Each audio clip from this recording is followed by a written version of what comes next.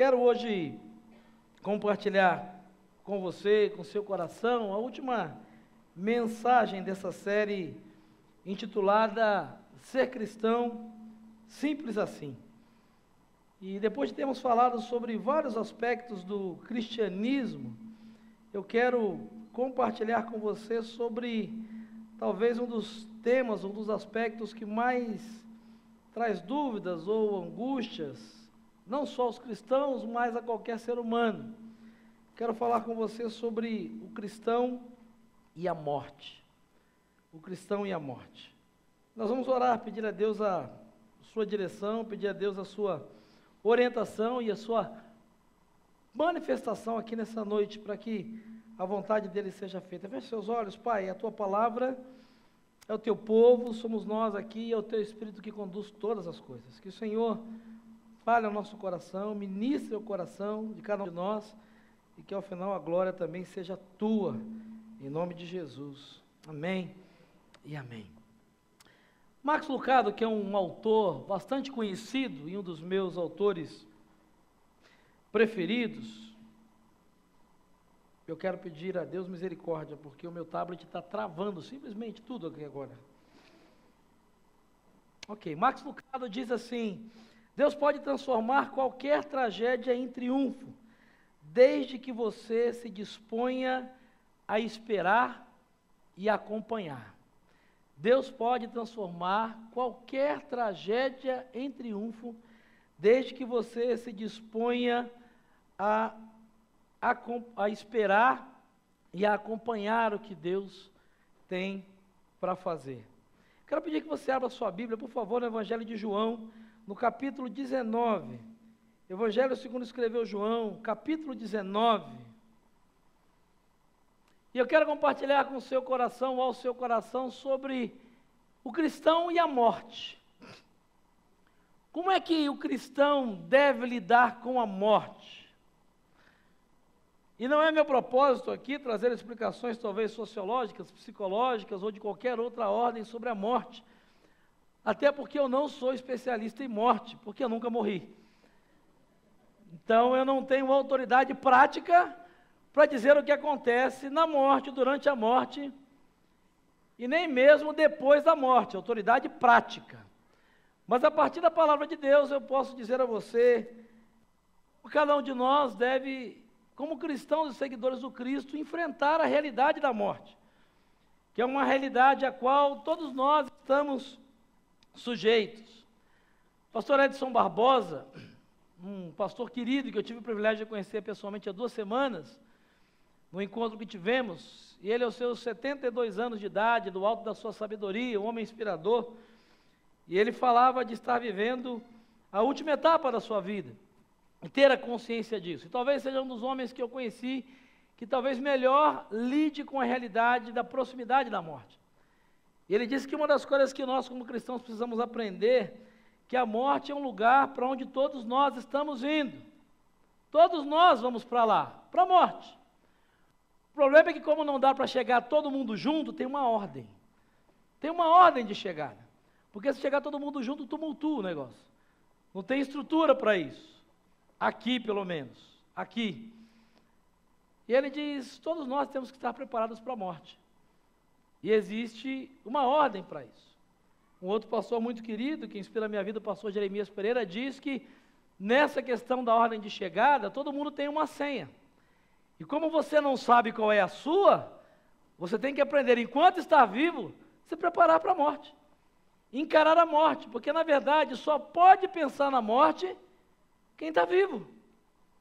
Então você não precisa ter medo da morte, não precisa ter medo de enfrentar a morte ou de encarar a morte, e seja ela a morte física, que talvez é aquela que mais nos traga ansiedade, ou a morte espiritual, que é a que mais tem responsabilidade, ou tem um peso muito maior, mas a morte em qualquer outra área da vida. Isso é tão interessante porque o próprio Jesus teve que enfrentar a morte. Nem Jesus, o Filho de Deus, o Deus encarnado, escapou de passar pela experiência da morte. E o texto do Evangelho de João, capítulo 19, a partir do versículo 38, vai nos ensinar e vai trazer para nós a realidade da morte de Jesus. Mas não como Jesus encarou a morte, porque na verdade isso todos nós já pelo menos ouvimos falar, que Jesus venceu a morte. E talvez se eu fosse falar sobre a ressurreição de Jesus, simplesmente você diria: pastor, mas para ele estava fácil, ele era o Filho de Deus, ele era o próprio Deus encarnado, ele existia desde antes da fundação do mundo, e por mais humanidade que ele tivesse, ele sabia o que o Pai havia prometido a ele, de que ele ressuscitaria. Eu quero chamar a sua atenção para a experiência de dois outros homens, que tiveram que lidar e enfrentar a morte do próprio Jesus. Para que você entenda o contexto que nós estamos aí, alguns dias antes, na quinta-feira daquela semana, Jesus foi traído e foi preso.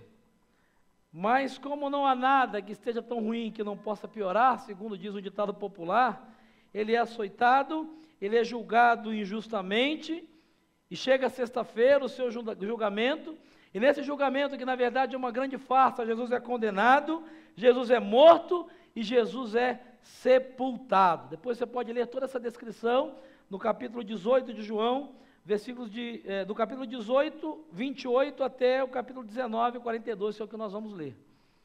Vai contar todo esse contexto para você. O que eu quero chamar a sua atenção é que depois da morte de Jesus, a sexta-feira e o sábado são fundamentais para aqueles que seguiam Jesus, porque afinal de contas, a morte havia batido a porta, inclusive daquele que dizia ser o Salvador do mundo.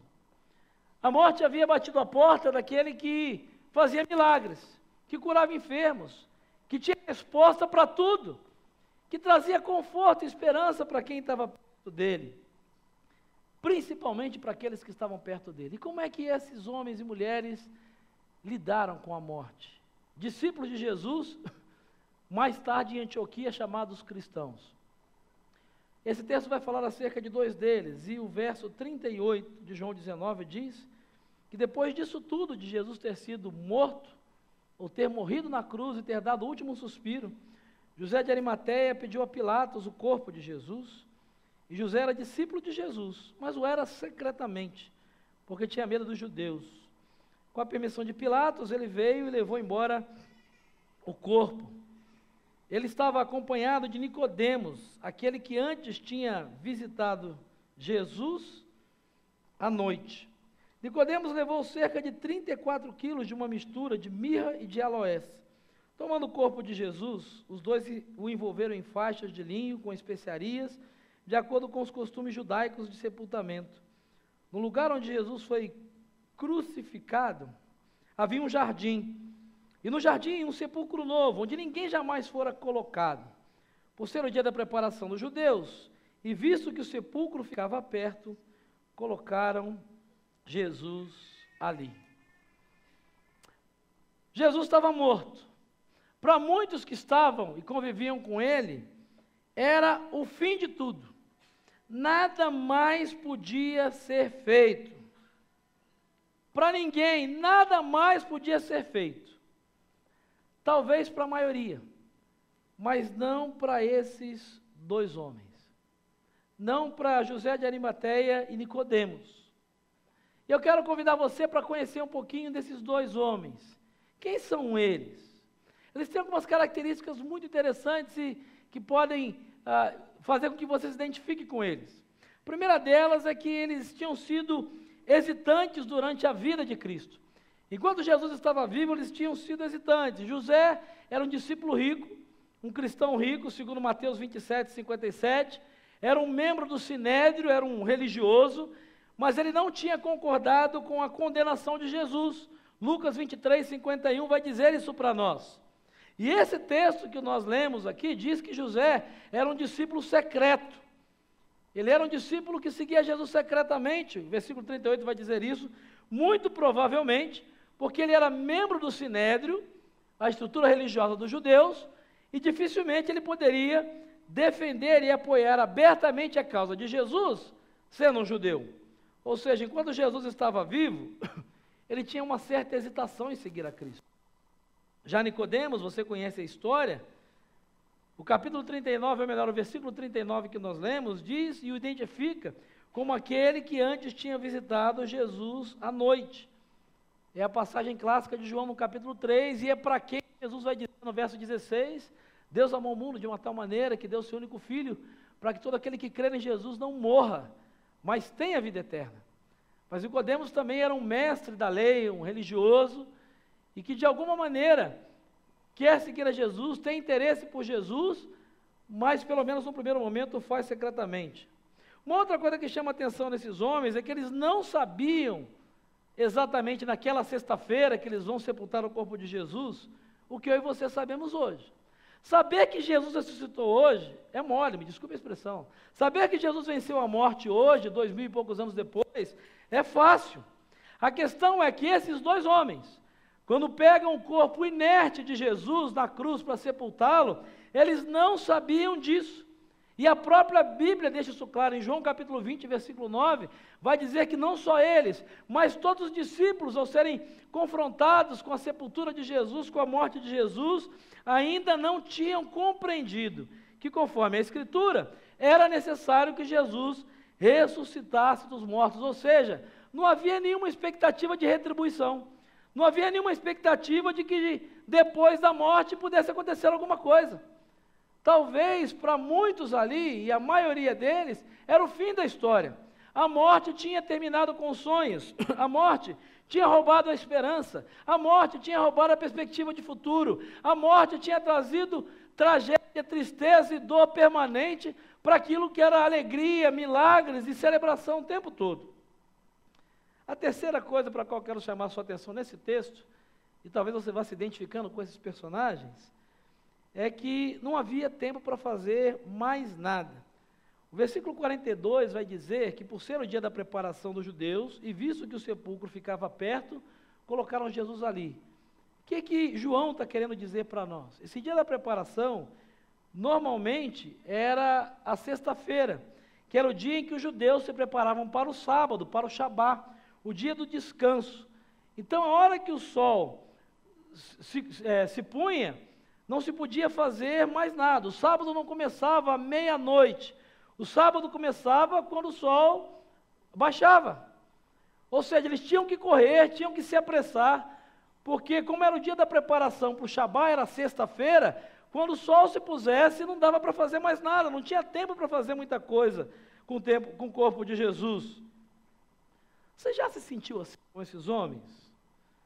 Você já se sentiu na sua vida em circunstâncias onde, quando você olha para trás, parece que nada valeu a pena ou fez sentido algum?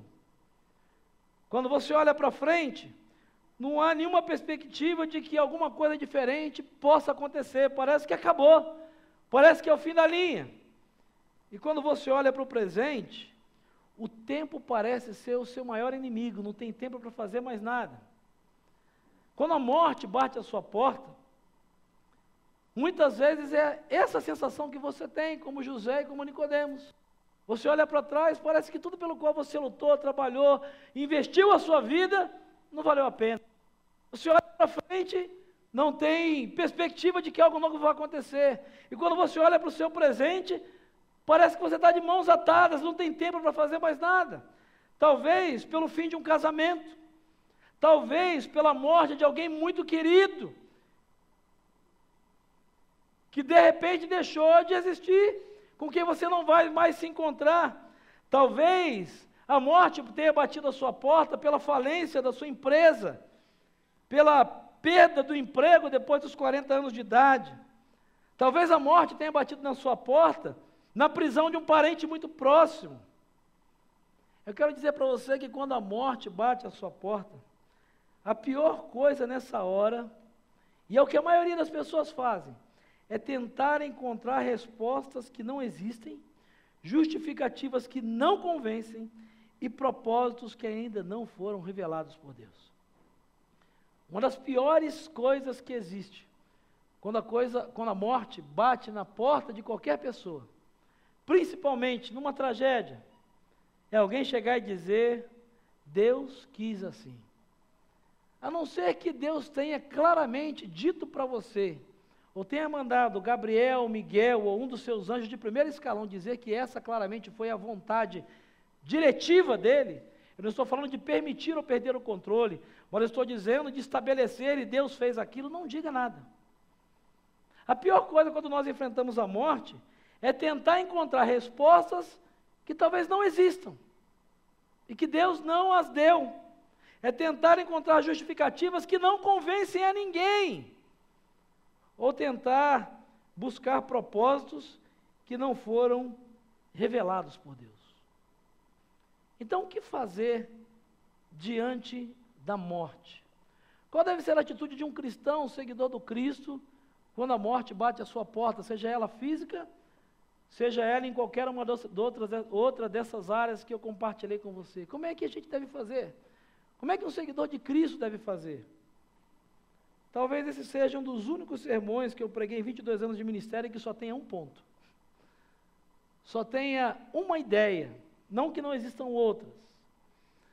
Mas a única coisa que Deus colocou no meu coração, a partir desse texto da experiência de Nicodemos e José de Arimateia, foi a seguinte: diante da morte, quando a morte bater à sua porta, se você é um cristão e um seguidor de Jesus, a primeira coisa que você precisa fazer é enfrentar a situação e oferecer o seu melhor. Enfrente a situação e ofereça o seu melhor. Esse texto vai ensinar isso para nós. Quando você olha para o texto, Jesus está morto. José e Nicodemos, e José de Arimateia, para deixar bem claro, e Nicodemos, eles não podiam fazer nada para reverter a morte de Jesus. Eles não tinham sequer a certeza, porque àquela altura, e o texto bíblico diz isso, eu li para você, eles nem tinham a certeza que Jesus ia ressuscitar, porque eles não tinham entendido isso. Eles passam cerca de 3 anos, um pouco mais, um pouco menos com Jesus, mas se hoje, 2000 e tantos anos depois da morte de Jesus, tem gente que não acredita que ele já ressuscitou, se coloca no lugar de homens que caminharam com Jesus vivo e tinham que entender que ele ressuscitaria. Ou seja, eles estavam literalmente de mãos e pés atados. Eles não tinham o que fazer e não podiam, na verdade, fazer nada para reverter aquela situação. O que esse texto mostra para nós é que tanto José quanto Nicodemos enfrentaram seus temores, e apesar de terem sido hesitantes durante a vida de Jesus, eles foram corajosos diante da morte. E por que é que eu estou dizendo isso? Se você depois olhar em Marcos capítulo 14, versículo 50, tinha muita gente seguindo a Jesus. Mas na hora que Jesus é preso lá no jardim, quando os soldados chegam, Pedro tem até o impulso de cortar a orelha de Malco, enfim. Mas Marcos, no capítulo 14, versículo 50, vai dizer que na hora que a coisa apertou, quando Jesus estava vivo, sabe o que todos os seguidores de Jesus, todos, até os mais íntimos, fizeram? Fugiram, correram. É por isso que na hora da morte de Jesus não tem ninguém por perto. Não tem Pedro, não tem João, não tem nenhum discípulo para fazer qualquer coisa com o corpo dele. O que o texto bíblico diz é que todos os seguidores mais íntimos de Jesus fugiram. E ficou por conta de José e de Nicodemos providenciar o sepultamento. Você já se sentiu assim? Ter que lidar com a morte de alguém próximo e você ter que resolver, ter que lidar com a perda de um parente, ter que lidar com a falência da empresa, ter que lidar com o fim de um casamento, ter que lidar com o diagnóstico que te deram. O que José e Nicodemos ensinam para nós, que o melhor que eles podiam fazer naquele momento era isso. E por que só José e Nicodemos estavam ali? Porque talvez alguns dos discípulos estavam preocupados, tentando encontrar respostas que não existiam naquele momento. Talvez, e só talvez, alguns discípulos estavam dizendo como é que ele morreu. Ele era o Filho de Deus, ele andou sobre as águas, ele curou cegos, ele multiplicou 5 pães e 2 peixes em alimento para uma multidão. Ele não podia morrer. Qual é o sentido disso? Qual é a razão disso? Talvez outros estavam lá gastando tempo e preocupados, e talvez entrando numa depressão, dando um nó na cabeça, e tentando arrumar justificativas que na verdade não convenciam ninguém. Não convenciam ninguém. Porque afinal de contas eles não tinham entendido acerca da ressurreição. E é por isso que é necessário, e você conhece a história, que Jesus apareça ressurreto a Maria Madalena, aos discípulos, e depois a 500, e a uma grande multidão. Ele precisa aparecer várias vezes, inclusive para os 12 que estão com ele. Você conhece a história? Você lembra o que um dos 12, que caminhou com ele 3 anos, diz quando ele aparece ressurreto e dizendo: sou eu, Jesus, eu venci a morte. Você se lembra o que Tomé disse? Lembra? Ó, tá bom, mas se eu não tocar, se eu não ver... Ou seja, talvez alguns ficaram tentando buscar justificativas, ou talvez outros estavam lá buscando propósitos que naquela hora eram difíceis de compreender. José e Nicodemos ensinam para nós que diante da morte, e isso vale inclusive para a sua própria morte, seja quando ela chegar, ou seja quando for, seja qual for o seu número lá da senha, porque não tem um jeito, querido, não tem jeito.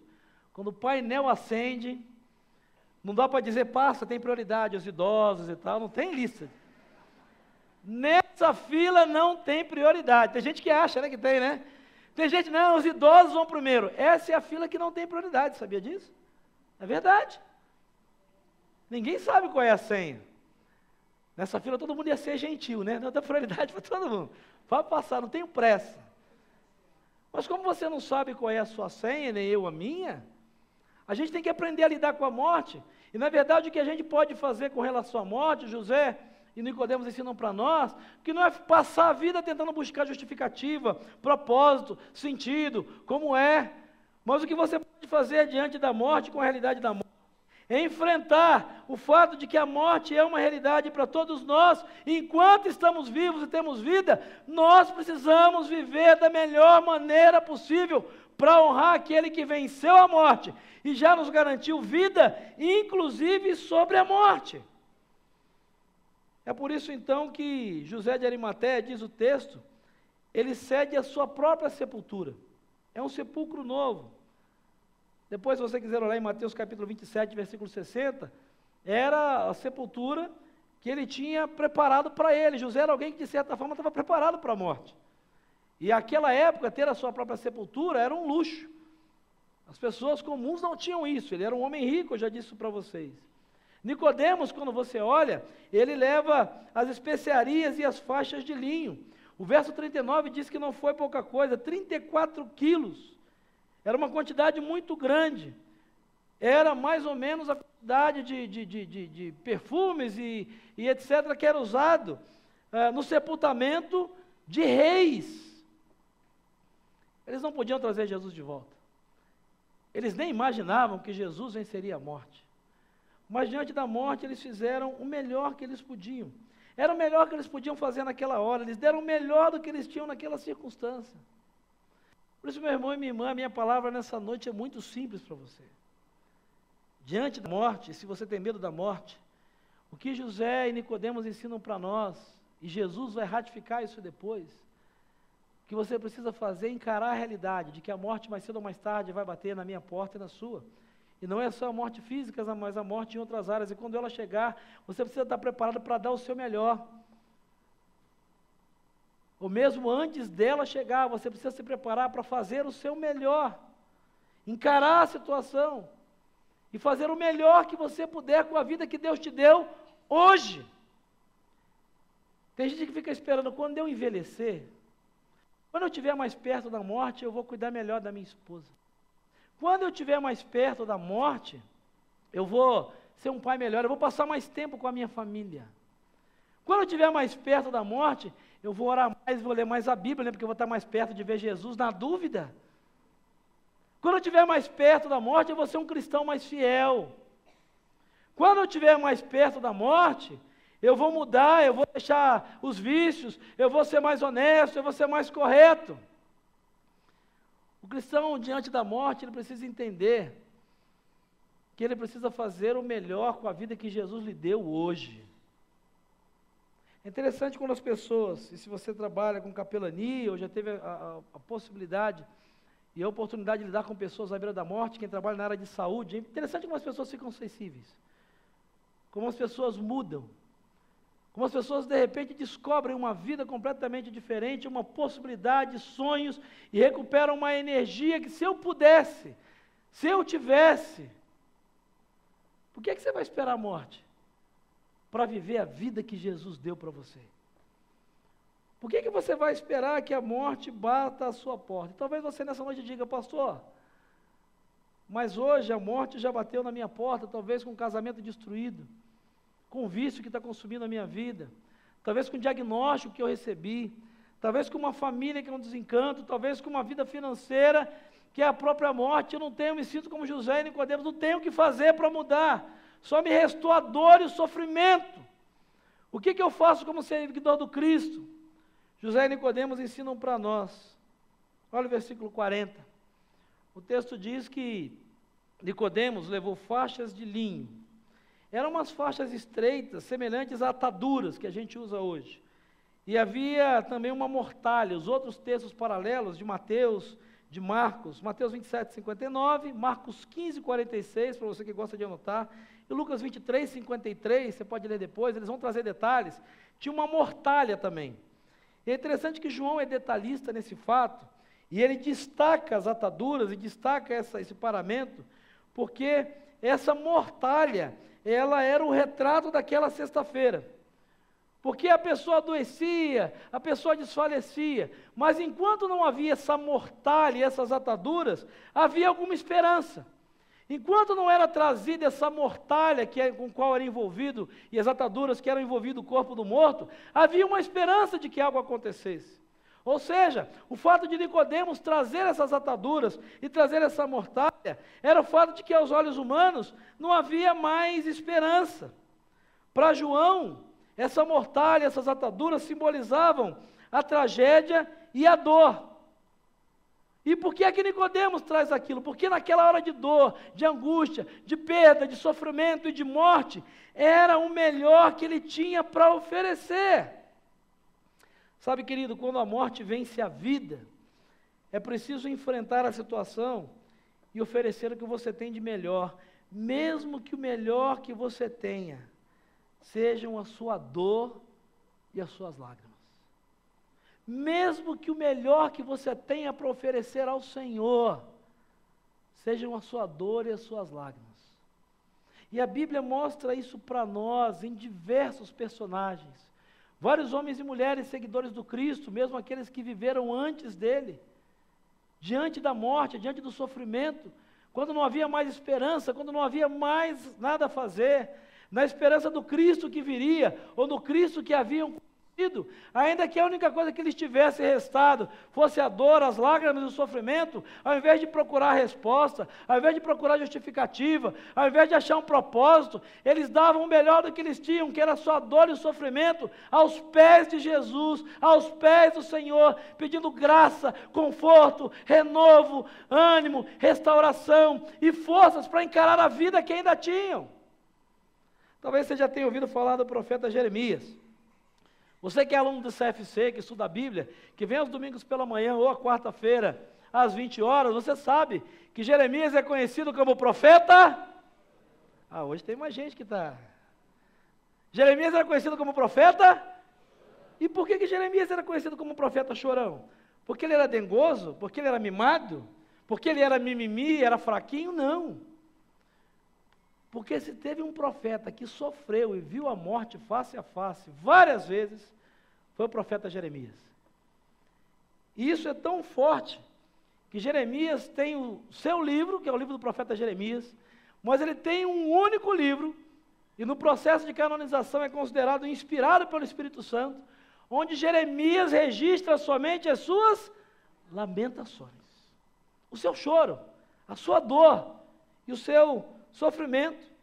E é interessante que as lamentações de Jeremias não são o único livro do Antigo Testamento que contém lamentações individuais ou comunitárias.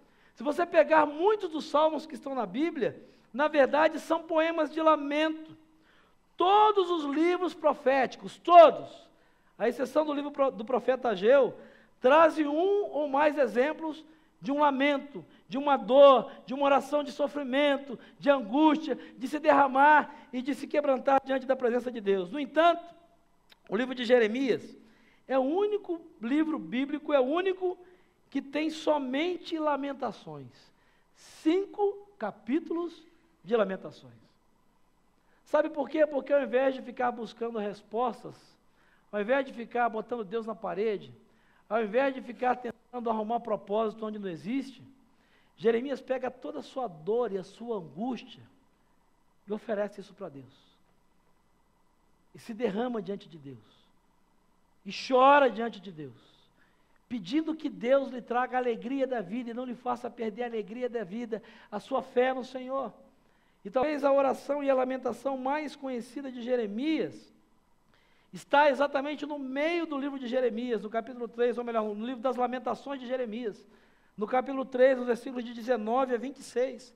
Numa dessas lamentações, onde Jeremias talvez tenha se sentido como José, como Nicodemos, ou como você tenha se sentido já esse ano, numa situação de dor, de morte, de sofrimento, físico, emocional, espiritual, você não sabe o que fazer, você olha para trás, parece que nada fez sentido, você olha para frente, parece que nada vai mudar, você olha para o presente, não há nada que você possa fazer. Sabe o que Jeremias faz? Ao invés de procurar resposta, ao invés de procurar propósito, ao invés de tentar achar significado que Deus e falar o que Deus não falou, olha o que ele diz no capítulo 3, a partir do verso 19 das suas lamentações.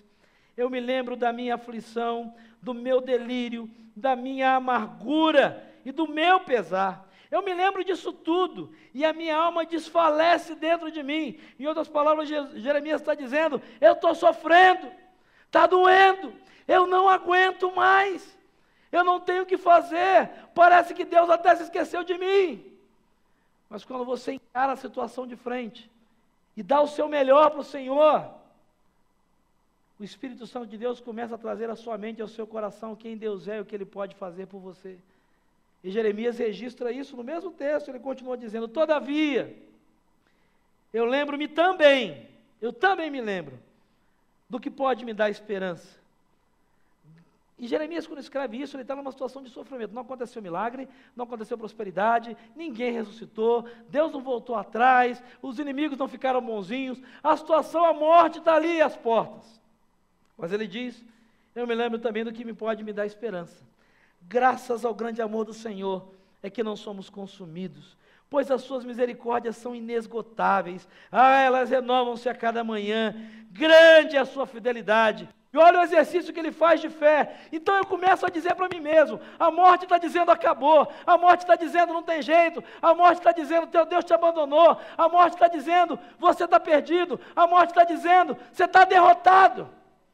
Mas eu, Jeremias, se lembrando pelo Espírito do Senhor de quem Deus é e do amor de Deus, ele começa a dizer para si mesmo, ele diz, digo para mim mesmo, a minha porção é o Senhor, portanto, eu olhando para a situação, não há esperança, mas eu vou pôr no Senhor a minha esperança. O Senhor é bom para com aqueles cuja esperança está nele, para com aqueles que o buscam, é bom esperar tranquilo pela salvação do Senhor, aleluia. Percebe como muda?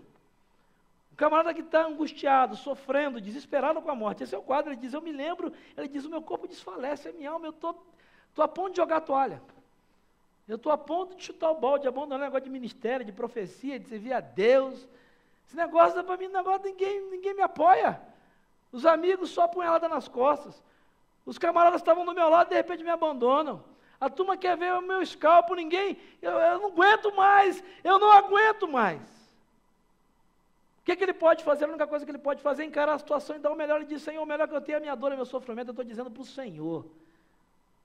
Eu estou me derramando diante do Senhor. E aí ele se lembra, e o Espírito do Senhor o lembra, de quem é Deus, de que suas misericórdias são inesgotáveis, de que Deus não muda, de que ainda que você tenha perdido o controle, Ele continua no controle, ainda que você não esteja no centro, Deus continua no centro, reinando, soberano, que ainda que você não saiba o que fazer, Deus sempre sabe o que fazer, porque Ele sabe todas as coisas, ainda que você não tenha um recurso, Ele te lembra que Ele é o dono do ouro e da prata, Ele é o Criador dos céus e da terra, e de que Ele continua no controle, sentado, reinando, soberano. E aí mesmo no meio, diante da morte, você consegue começar a dizer para você mesmo, olha, eu estou lascado, se depender de mim, se depender de quem disse que vai me ajudar, se depender do diagnóstico, eu vou dar um tiro na cabeça. Eu vou desistir. Eu vou largar meu casamento, eu vou deixar minha mulher. Eu vou parar de procurar emprego. Mas ele começa a dizer, a minha porção é o Senhor. A minha esperança é o Senhor. Eu não sei o que vai acontecer, eu não sei quando vai acontecer, mas uma coisa eu sei, o Senhor é bom para aqueles que esperam nele. E aí ele continua a se lembrar, é bom esperar pela salvação do Senhor. Ele abre mão de esperar, inclusive, nas circunstâncias, nele mesmo, e é isso que o mantém vivo. É isso que o mantém acreditando. É isso que o mantém cumprindo aquilo que Deus tem para a vida dele. É interessante que o próprio Jesus vai dar exemplo disso. O autor de Hebreus, no capítulo 5, no versículo 7, se você acha que Jesus lidou com a morte só porque ele era o Filho de Deus, Jesus teve pavor da morte. Enquanto ser humano, ele teve, não medo, mas ele não queria morrer, porque Jesus não tinha tendência suicida. Jesus não era louco. Qualquer ser humano que se preze, até o Deus encarnado, ninguém quer morrer e passar pela experiência da morte. Por isso que o autor de Hebreus, no capítulo 5, versículo 7, diz, durante os seus dias de vida na terra, Jesus ofereceu oração e súplicas em alta voz e com lágrimas àquele que o podia salvar da morte, sendo ouvido por causa da sua reverente submissão. Esse texto para mim é poderosíssimo. Esse texto diz para mim que o próprio Jesus, porque ele sabia que ele ia morrer, só que ele sabia que ia ser morte de cruz, ele sabia. É engraçado, né? Eu e você sabemos que vamos morrer. Mas o que a gente faz, a gente se desespera, mas Jesus sabia que a morte dele ia ser terrível. E sabe o que Jesus faz? Ele encara de frente, mesmo sabendo que a sua morte ia ser terrível, ia ser crucificado injustamente, mesmo sabendo disso. Sabe o que ele faz? Ele encara de frente e oferece o seu melhor. O autor de Hebreus diz que ele orava com orações, súplicas em alta voz e com lágrimas. Ele dizia, Pai, e você se lembra disso? Os evangelhos registram uma das últimas orações que Jesus fez no jardim do Getsêmani, você lembra? Ele diz, Pai, se for possível, que cálice que Jesus estava falando? A morte terrível de cruz. Mas ele diz que seja feita a sua vontade. Jesus não queria mudar o plano de Deus, ele sabia que não tinha como mudar o plano de Deus. Eu não tenho como mudar o plano de Deus, nem você com relação à nossa morte. Um dia todos nós vamos morrer. A questão é o que você não vai fazer com a morte, a questão é o que você está fazendo com a sua vida. O cristão, diante da realidade da morte, e até porque nós não acreditamos em reencarnação, a Bíblia diz, Hebreus diz que o homem está destinado a morrer, quantas vezes? Uma só vez. Então, essa história de que eu vou voltar, vou virar árvore, cachorro, planta, pelo amor de Deus. Se viver como ser humano, viver como quem eu sou já é complicado, imagina viver na pele de outro que eu não sei nem quem é. Viver como cachorro, planta, avestruz, macaco. Você já pensou? Não. Não dá para acreditar nessa doutrina espírita. Me desculpe se você não dá, não tem base lógica, plausível, porque não há esforço humano que possa nos salvar de nós mesmos. Nós sempre acabamos estragando tudo.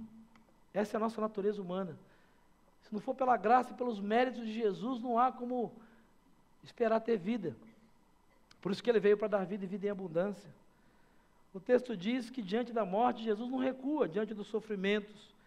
Ele fica assustado, horrorizado de tomar sobre si o pecado da humanidade. Mas ele encarou de frente e ele fez o melhor que podia. O que eu quero dizer para você nessa noite, meu irmão e minha mãe, é que se a morte está batendo na porta da sua vida, do seu coração, do seu casamento, das suas finanças, e talvez da sua história, ou ainda que nada esteja acontecendo, mas um dia vai chegar, de uma maneira ou de outra, a morte vai chegar para todos nós. Quando a morte vence a vida, o melhor que você pode fazer é enfrentar a situação e oferecer o que você tem de melhor, mesmo quando o melhor que você tem seja a sua dor e as suas lágrimas diante da cruz. E pedir que Deus faça o resto. Sabe por quê? Porque quando a morte chega perto de você, não tenha dúvida, Jesus também vai estar lá. Quando a morte bate à sua porta, Jesus vai estar lá. Se você crê em Jesus, se você entregou a sua vida a Jesus, se Ele é o Senhor da sua vida, você não precisa ter dúvida, Ele vai ser o Senhor da sua morte. Agora, se Ele não é o Senhor da sua vida, aí você precisa ter medo da morte. Aí você precisa ficar muito preocupado com o que vai acontecer depois da morte. Porque Paulo vai dizer em Romanos, Jesus veio para ser Senhor de vivos e de mortos. Por isso aqueles que creem em Jesus e vivem a vida em Jesus, se vivem para o Senhor. E quando a morte chegar, é triste, vai dar saudade, é sofrimento, é dolorido, mas não é desespero, porque a Bíblia diz que se nós vivemos para o Senhor, quando morrer, nós vamos morrer para o Senhor. Simples assim. Talvez por isso Davi, um dos maiores pecadores registrados nas Escrituras Bíblicas, um dos maiores pecadores. Talvez, eu espero que nenhum de nós tenha uma ficha corrida como a de Davi, o grande rei Davi, o homem segundo o coração de Deus. Assassino, adúltero, mentiroso, para começar a lista, né, da capivara, como dizem os militares. Para começar, esse camarada, por entender que Deus é o Deus da vida e é o Deus da morte, seja em que circunstância for, ele escreve em um dos seus salmos, o Senhor, Ele é o meu pastor, e nada me faltará. E ainda que eu tenha que passar por um vale de sombra e de morte, ele diz, eu não temerei. Ele não diz, eu não vou ficar triste, eu não vou me angustiar, eu não vou ter luta, mas eu não vou temer, por uma única razão, porque eu sou o rei de Israel, amém? Não. Ele diz, não, eu não vou temer, porque afinal de contas eu sou um grande guerreiro, eu já matei muita gente, amém? Não. Ele diz, não, porque eu tenho um coração equilibrado, eu sou cabeça boa, eu aprendi a lidar com as coisas. Ele diz, não. Se eu tiver que passar a encarar a morte frente a frente, eu não vou temer. Por quê? Porque o Senhor vai estar comigo ali diante da morte. A questão é, você acredita nisso? Isso tem poder na sua vida? Ele está com você na sua vida e é Senhor da sua vida. E é interessante que essa verdade, lá no final da história, já é revelada para nós. Quando João, o apóstolo, esse mesmo João, está exilado na ilha de Patmos, está preso, ele tem uma experiência que a gente não sabe explicar muito como foi, mas a questão é, o Senhor Jesus apareceu a ele ressurreto. João, de alguma forma, privilegiado que foi, e algumas pessoas que eu conheço, eu acho até que ele é muito orgulhoso, e se achava porque ele era o queridinho de Jesus, mas isso é uma outra história, fecha parênteses, né? Porque essa história que ele disse que ele era um amado, aí alguém me disse outro dia, pastor, mas quem disse que ele era o amado foi ele mesmo, aí não vale, né? Ele dizia que ele era o amado, ele se achava também, eu não vi ninguém dizer que ele era o amado, só ele mesmo. Essa é uma outra história que a gente discute depois, mas seja como for, e Deus é Deus, faz o que Ele quiser, quando ele está exilado, perto da morte, próximo da morte, ele tem uma visão e Jesus aparece a ele. Jesus se revela a ele, e João é o privilegiado de ver o final da história. E nesse final da história, no capítulo 1 do Apocalipse, o texto diz que no início dessa experiência que ele teve, da manifestação de Jesus, da revelação de Jesus, ele identifica claramente que é o Filho do Homem, que é Jesus que está ali diante dele. E aí o texto diz, capítulo 1, versículo 17 de Apocalipse, esse texto é poderosíssimo para quem precisa encarar a morte como todos nós. O texto diz, João diz, quando eu vi Jesus, ele está próximo à morte, eu caí aos seus pés como morto.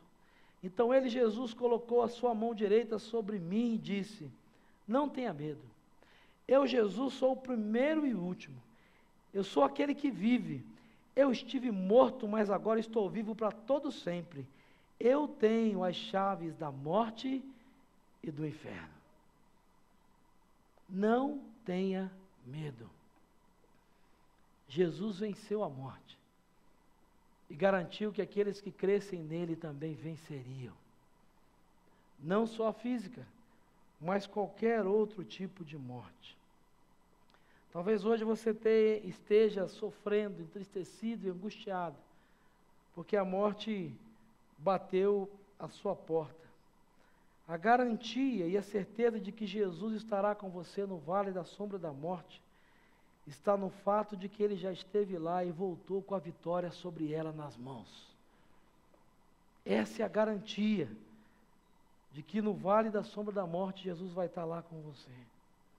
Isso me faz lembrar uma história de um fazendeiro que lutava com muitas dificuldades. Ele tinha alguns cavalos para ajudar no trabalho da sua fazenda. E um dia o rapaz, um dos seus funcionários, o capataz, ele trouxe a notícia que um de seus cavalos tinha caído num buraco velho e abandonado. O buraco era fundo e era difícil de tirar o animal de lá. O fazendeiro, ele avaliou a situação e se certificou de que o cavalo ainda estava vivo. Tentaram, mas pela dificuldade e o alto custo para retirar o cavalo do fundo do poço, decidiu que não valia a pena investir no resgate. O cavalo estava morto, na verdade, não tinha o que fazer.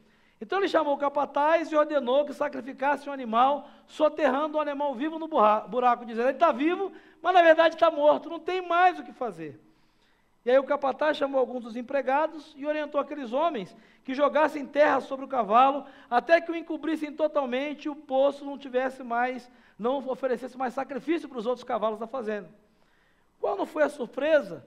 À medida que aqueles homens jogavam terra, e a terra caía sobre o dorso do cavalo, esse cavalo, eu não sei como é que cavalo faz, me desculpe a interpretação, mas o cavalo se sacudia todo, eu não vou ficar aqui representando o cavalo. Mas o cavalo, você estava esperando. Não. Procurem outro, enfim. Mas o que importa é que, à medida que a terra caía sobre o dorso do cavalo, esse cavalo se sacudia, derrubava a terra no chão e pisava aquela terra.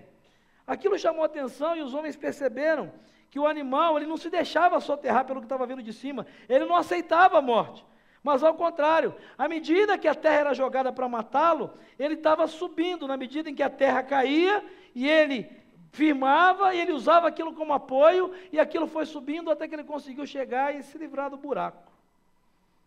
Sabe, muitas vezes, talvez é assim que você se sinta no fundo do poço, no vale da sombra da morte, e a vida, as circunstâncias, o diabo e até os erros que você comete estão dizendo, olha, você está morto, acabou, não tem mais jeito. É como se a vida jogasse sobre você a terra da incompreensão, da falta de oportunidade, da desvalorização, do desprezo, da indiferença, do sofrimento, da dor e da morte, da injustiça, até de que Deus é injusto. Nessas horas difíceis, é importante você lembrar a lição profunda desse cavalo e fazer a sua parte para encarar a morte e enfrentá-la. Afinal de contas, se você se permitiu chegar no fundo do poço ou tentaram colocar você lá, frente a frente com a morte, você tem duas opções. Ou você usa essa situação como um ponto de apoio e impulso para viver a vida que Jesus tem para você, como Jeremias fez, ou você se acomoda, chora, reclama, culpa Deus, culpa o diabo, culpa a vida, e espera a morte chegar e se permite ser soterrado. É importante que, se você está se sentindo soterrar, você sacuda a terra e aproveite as oportunidades que Deus está te dando, inclusive a presença de Jesus na sua vida, para subir e viver a vida abundante que Jesus oferece para você. Além de tudo, todas as situações difíceis que você enfrenta na vida, em todas elas, você tem a certeza incondicional e a promessa que Jesus fez, de que Ele estaria com você todos os dias da sua vida. A gente fala e prega muito sobre vida eterna. E tem gente que acha que vida eterna é para depois da morte. Não. Quando você entrega a sua vida e reconhece Jesus como Senhor e Salvador da sua vida, você está dizendo que Ele é Senhor da sua vida e da sua morte, e a vida eterna que Ele te dá começa hoje, no momento que você dá a Ele o senhorio da sua vida. E nem a morte é capaz de separar você dele. Nem as circunstâncias de morte que chegam na sua vida serão capazes de separar você do amor dele. Vida eterna, sabe o que é vida eterna? Vida eterna não é morar no céu. Vida eterna não é ficar esperando Jesus voltar e ganhar anjinhos. Mas vida eterna é viver essa vida tendo a certeza de que a morte jamais vencerá aqueles que estão em Cristo Jesus. Jamais. Tragada, diz a palavra de Deus, foi a morte na vitória de Jesus. Rei Paulo chega a ironizar: morte, onde é que você está, morte? Cadê o teu agrilhão? Cadê a tua ameaça? Jesus ressuscitou, está vivo, Ele venceu a morte, aqueles que têm a sua vida nele, não a vencerão não, já a venceram. Sabe o que é vida eterna? Entregar a vida a Jesus e deixar Ele ser o Senhor da vida? Não é vir para uma igreja, mudar de religião, cantar algumas canções. Vida eterna é crer que quem conhece a Deus e reconhece a Jesus como Senhor, aquilo que não tem Jesus, diz que é o fim, que é a morte. Para nós, a gente sabe que é só o começo. Vida eterna é crer que para quem conhece a Deus e reconhece a Jesus, o fim é apenas o começo, ou pode ser apenas o começo de uma nova etapa, de um novo momento. Quantas pessoas aqui não tiveram frente a frente com a morte no diagnóstico de um câncer? Eu lembro de alguém que a gente estava lá no meu PG. É duro estar confrontado com a morte. Você tem duas opções: ou você reclama de Deus, chora, desiste, ou você oferece o seu melhor, ainda que o seu melhor sejam as lágrimas. Eu lembro da irmã Cida compartilhando no nosso pequeno grupo. Ela disse aqui na igreja: eu não conseguia nem orar, o que eu tinha para oferecer era chorar diante de Deus. Aleluia! Deus é o Senhor da vida e Deus é o Senhor da morte. Deus podia dar a ela a cura como Deus a vida, ou ela teria que passar pela morte. Era dor, era sofrimento, ninguém quer morrer. Mas quem está diante da morte tem o Senhor, encara a situação, não culpa Deus, não, encara e dá o melhor, ainda que o melhor seja a dor e as lágrimas, e diz: Senhor, está doendo, tem misericórdia de mim, eu não entendo, não faz sentido. Eu olho para frente, parece que sumiram as perspectivas. Eu olho para agora, toda a minha riqueza, todo o meu conhecimento, meu tempo de Bíblia, minhas boas obras, isso não tem, só o Senhor. Para quem não tem Jesus, a morte é desesperadora. Para quem não tem Jesus, a morte é pânico, sim. Por isso que você vai, quando a gente vai fazer velório, vai participar nas capelas. Eu sempre observo muito isso, converso com minha esposa, com as pessoas próximas. Como é diferente a dor, o sofrimento. Mas há muito desespero para quem não tem Jesus. Um desespero como está deixando alguém que nunca mais vai encontrar. Mas quando a gente vai celebrar a vida de quem morreu, a gente chora, a gente sofre, lógico, a gente sente saudade, sente dor. Mas a gente é capaz de adorar, a gente é capaz de cantar, a gente é capaz de celebrar. Porque quem tem Jesus, e para quem tem Jesus, a morte não é o fim, é apenas o começo. Para quem tem Jesus, a morte não venceu e não vai vencer nunca, mas ela já foi vencida na cruz. Para quem tem Jesus, ou quem tem Jesus, não espera a morte chegar para viver, mas vive em Jesus, porque sabe que um dia a morte vai chegar. Enquanto tem vida, quer viver para Ele, para a glória dEle, dependendo dEle. É por isso que eu gosto muito da história de Jó. Talvez nunca ninguém tenha visto a morte, ou poucos viram a morte tão de perto, em várias áreas ao mesmo tempo como Jó. Jó viu a morte financeira, perdeu tudo que tinha, de uma hora para outra, a morte lhe escancarou a cancarra. Em pouco tempo, a morte da perda das pessoas queridas da sua família lhe bateu a porta, ele perdeu todos os filhos. Daqui a pouco, a morte da perda das suas propriedades lhe bateu a porta. Daqui a pouco, a morte da saúde lhe bateu a porta, ferido, cheio de úlceras, tumores. Ele nem teve tempo de se recuperar. A morte da perda de apoio de quem ele mais amava, que era a sua esposa, que disse para ele: abandona esse Deus, larga Deus para lá. Jó viu a morte de todos os aspectos, inclusive a morte física, porque ele estava prestes a morrer, ele estava doente. Ele não tinha razão nenhuma para continuar vivendo. Mas ao encarar a morte, ele se lembrou que a vida dele estava em Jesus. E olha que Jesus nem tinha vindo ainda, mas ele sabia pela fé. E ele diz lá no livro de Jó: você está falando como uma louca, mulher. A morte bateu na minha porta. Está doendo, eu estou sofrendo, está difícil. Não consigo entender nada do que está acontecendo, não tem justificativa, não faz sentido. Eu sou um homem temente a Deus, eu sou dizimista, eu ensino os meus filhos a amar Jesus, eu faço tudo certo, e a morte bateu na minha porta. Qualquer um que não tivesse o Senhor se desesperaria, desistiria, culparia a Deus, daria um tiro na cabeça. Mas sabe quem tem Jesus faz? Está lá no livro de Jó, ele diz: uma coisa me restou, só uma: eu sei que o meu Redentor está vivo, e que por fim se levantará sobre a terra, e ainda que se consuma a minha carne, eu fique só caveira, e eu morra fisicamente, eu vou ver a glória de Deus. O cristão encara a morte desse jeito. Vai doer, vai sofrer, vai sentir saudades, vai ser difícil, vai ser. Ah, mas não vai dar desespero. Não vai dar desespero.